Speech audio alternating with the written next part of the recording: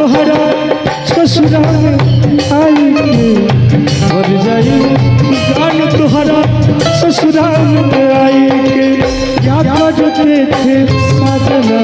तुम हमसे दूर रह